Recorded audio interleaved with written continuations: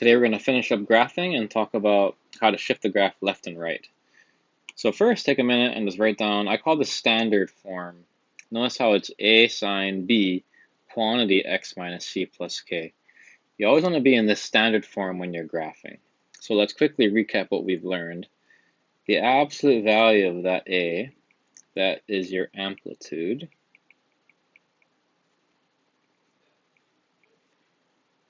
The absolute value of 2 pi over b becomes your period. K is our midline, or some people say a vertical shift. And the new part today is this, the C right there.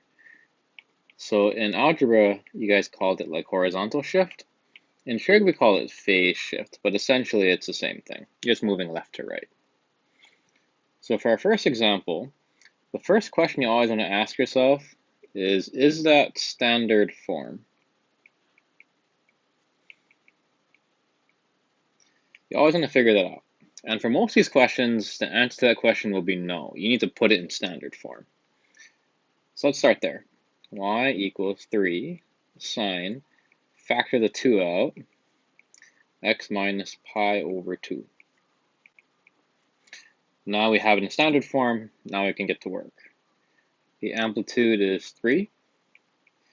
The period is 2 pi over 2, so that would be pi. We have a midline of 2, and our phase shift is pi over 2 to the right. And I use arrows. The book might say like positive pi over 2 means right, negative pi over 2 means left. I just like using arrows. I think it's more clear. So let's start. I'm going to show you the method that I like doing. So let's start by just doing the midline method. So here's our middle. We have 2 right there. We're going to go up 3, so that's 5. Down 3 is negative 1, which makes our 0 line right there. And again, whenever you do the midline method, make sure you always have the x and y axis as solid lines. Your middle is always your dotted line. Now let's scale it. 1, 2, 3, 4. And let's label.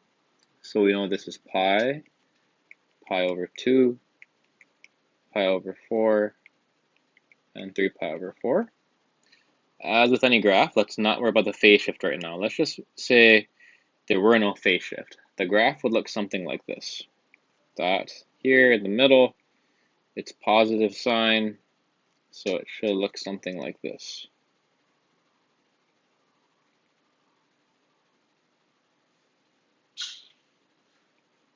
Here to there to there. Okay, now we understand that that is not the actual graph. That is just the graph that has not been shifted. So there are 2 ways to do this. You guys could grab this thing and just move it over 2 tick marks and basically graph it that way, right? We can just see that if we just move this thing 2 tick marks, that would be a way to do it. That's the traditional way. I'm going to show you a way that's new, because all of you guys could do that. And of course, under my pi over 2, I'm going to write 2 ticks just for reference. I'm going to erase the graph right here for us. I'm going to show you a method called Reconstruction. And it's an alternative to the traditional way. You don't have to do this. So Reconstruction is when we're going to take one point. So in this case, I'm going to grab this point right here. And notice how it's 2 tick marks to the right. So I'm going to shift it 2 tick marks to the right. That's going to be right here. And what I'm going to do is I'm going to reconstruct the graph around that point. Which means if I'm up here, the next point should be in the middle. If I go back, it should be in the middle. The next point will be at the bottom. And the next point is back at the middle. And I'm going to graph that. So notice how this method is pretty cool because it doesn't require you extending the graph at all. And now we have a nice sine wave right there. You might be thinking, but that's wrong because that's a negative sine wave.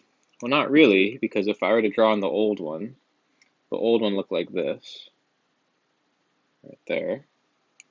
Notice how if I grab this one and I move it, it'll line up perfectly with the one we just drew. So really, it's just another way of thinking about the graph. So again, notice how if you shift it, it starts lining up with the graph we actually wanted. Now again, you don't have to do that, but it's just another way to do it. To save time, I'm going to skip labeling points. You should label it in your answers, however. I'm just saving time for the video. Let's do domain and range. Your domain is going to be all real numbers, and your range is going to be -1 to 5. And there we go. There's our graph. We shifted it, no problem. Okay, here's our next one. It's a secant graph, and again, you're going to apply the same concept. Are we in standard form? No. We have to factor out that 3. So I'm going to factor the 3 out. Let's answer our typical questions. Our amplitude is going to be half. Our period is 2 pi over 3. We have a midline of -2 and a phase shift of pi over 3 to the right. So we have a lot of things going on here. So let's start by drawing our t. The midline is -2. It's up a half, down a half, so that should be -1.5 or 3 over 2, -5 over 2 or 2.5, and then we'll squiggle for approximate our 0 somewhere up here. Let's label the midline. 1, 2, 3, 4. The fourth tick mark is 2 pi over 3, which makes this pi over 3, pi over 6, and finally pi over 2. So there's our labeling. And again, to graph these, just imagine there were no phase shift. So my blue is going to be the original with no phase shift. A secant graph would normally start at the max, so that's right here. Then you go to the middle, bottom, middle, top. So there's the 5 points we need for our secant graph. And I'll use Reconstruction because, again, I think it's a little bit easier. So I'm going to grab this point. Pi over 3 is 2 ticks. Let's move it over 2 tick marks. That'd be right here. And reconstruct around it. So here's our new points. And again, we're just following the trig patterns here. And let's draw our secant graph. Wherever hits the middle, those are the asymptotes. And let's draw the parabolas in. Just to be clear, I'll make this 2 pi over 3, -5 over 2, 0, -5 over 2, and pi over 3, -3 over 2. And there's our graph. Let's quickly do domain and range. The domain is x, such that x cannot be pi over 6 plus pi over 3k, since pi over 3 is half the period. And the range is going to be -infinity to -5 over 2 bracket union -3 over 2 to infinity. Now here's the last one. This one's going to be a little tricky. For tan and cotan, you still want to put it in standard form. I do think that's going to be easiest. So let's start there. 1/2 cotan. Let's factor out the 2.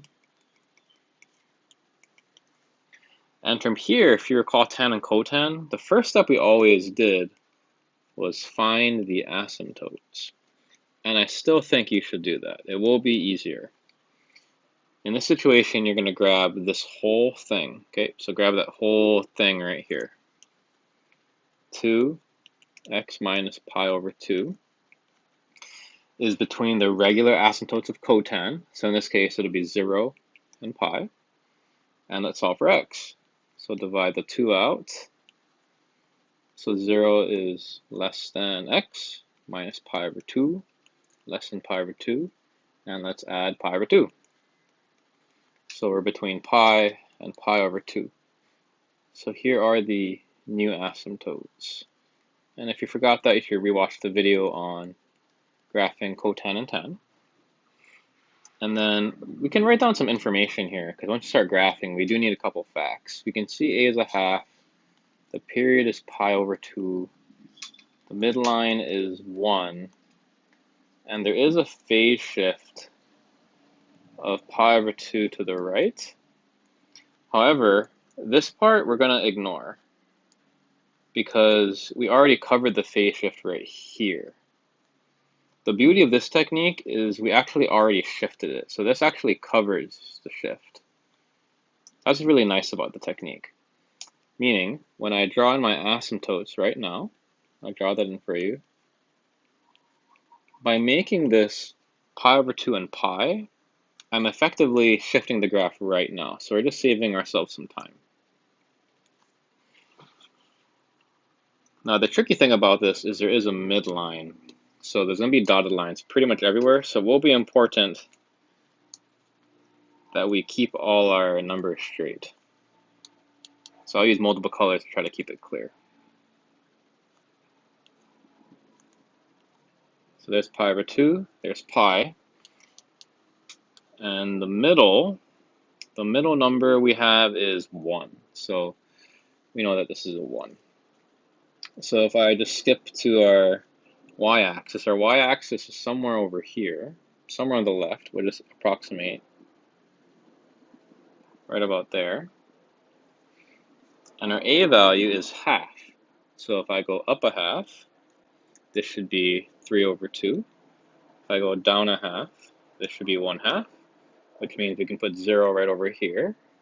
And now look at that, our graph is starting to come together. Sorry, I gotta move this over a little bit. Okay, that's better. Our graph is coming together now.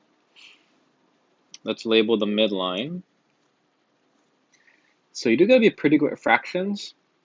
If you think about the middle of pi over 2 and pi, that should be 3 pi over 4. If you're wondering how I did that, all I did was I added pi over 2 and pi, and I divided it by 2. So I'm basically finding the average. So if you simplify this, that would be 3 pi over 2 over 2, which is 3 pi over 4. So let's do that 2 more times to get the middle of the next one. So this is 7 pi over 8, and this one is 5 pi over 8. And now look at that, we have everything scaled. So let's put our points down. This is a cotan graph, and it's positive, which means it should just decrease. So let's put a point in the middle, and we'll make this graph decrease like that. Let's draw in the cubic curve, and we'll label it to make it clear. And there it is. There's our graph.